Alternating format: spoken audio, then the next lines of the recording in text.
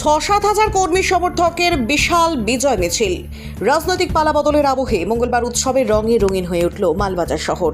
পশ্চিমবঙ্গের নবম মুখ্যমন্ত্রী শুভেন্দু অধিকারীর শপথ গ্রহণের পর আজ বিজয়ের উচ্ছ্বাসে মালবাজারে বিশাল বিজয় মিছিলের আয়োজন করল বিজেপি। গেরুয়া আবির, ডিজের তালে নাচ, ঢাকঢোল আর জয় শ্রীরাম ধ্বনিতে কার্যত অকাল হোলির চেহারা নেয় গোটা এলাকা। মঙ্গলবার বিকেলে মালবাজার শহরে অবস্থিত কলোনি ময়দান থেকে বিজয় মিছিলটি শুরু হয়। বিজেপির দাবি প্রায় ৬-৭ হাজার কর্মী সমর্থক স্বতঃস্ফূর্তভাবে মিছিলে অংশ নেন। মিছিলটি কলোনি ময়দান থেকে শুরু হয়ে পম্পা সিনেমা হল, কালটেক্স মোড়, সুভাষ মোড়, ঘড়ি মোড় হয়ে পুনরায় কলোনি ময়দানে সমাপ্ত হয়।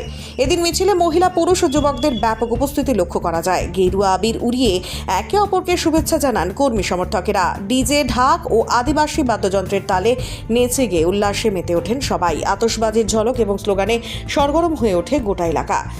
অংশগ্রহণকারীদের হাতে ছিল দলীয় পতাকা এবং মুখে ছিল জয় শ্রীরাম স্লোগান। স্থানীয় বাসিন্দাদের মতে এদিন মালবাজার এলাকা যেন অকাল হোলির রূপ নেয়। কয়েক হাজার মানুষের উপস্থিতিতে কিছু সময়ের জন্য কার্যত স্তব্ধ হয়ে পড়ে জাতীয় সড়কের একাংশ। পরিস্থিতি নিয়ন্ত্রণে রাখতে এলাকায় কড়া পুলিশি নজরদারির পাশাপাশি মোতায়েন ছিল কেন্দ্রীয় বাহিনীও। তবে বিশেষ কারণে এদিন মিছিলে উপস্থিত থাকতে পারেননি মালবাজারের বিধায়ক শুক্রা মুন্ডা। যদিও বিজয় মিছিলে সব ধর্মের মানুষের উপস্থিতি বিশেষভাবে নজর কাড়ে বলে জানিয়েছেন স্থানীয়রা। সরকারে বিরোধী আসন থেকে সরকারে আসার পর দায়িত্ব কতটা বাড়লো? দায়িত্ব দেখুন, আমাদের দলের রাজ্য সভাপতি পরিষ্কার ভাষায় বলে দিয়েছে যে বাম আমলের 35 বছর এবং তার পরবর্তীকালে তৃণমূল আমলের যে 15 বছর ভোট পরবর্তী যে হিংসা এবং যে যখনই পাওয়ার ট্রান্সফার হয় পশ্চিমবাংলায় আমরা দেখেছি পশ্চিমবাংলার ইতিহাস, যে পশ্চিমবাংলার রক্তের বন্যা বয়ে যায়, খুন, জখম, বাড়িঘর জ্বালিয়ে দেওয়া, এই ধরনের অপসংস্কৃতি পশ্চিমবাংলায় একটা নিত্যনৈমিত্তিক ব্যাপার হয়ে দাঁড়িয়েছিল।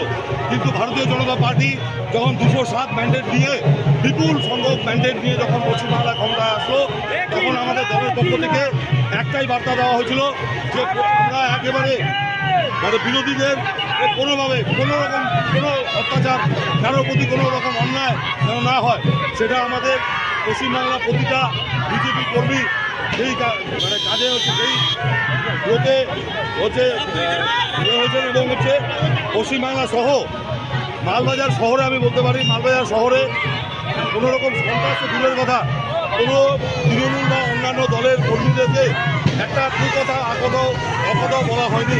এটা হচ্ছে ভারতীয় জনতা পার্টি, যার জন্যই মানুষ ভারতীয় জনতা পার্টিকে দুহাত ধরে আশীর্বাদ দিয়েছে নরেন্দ্র মোদীর নেতৃত্বে, আমাদের শুভেন্দু নেতৃত্বে আমাদের বাংলা সোনার বাংলা পরিণত হবে।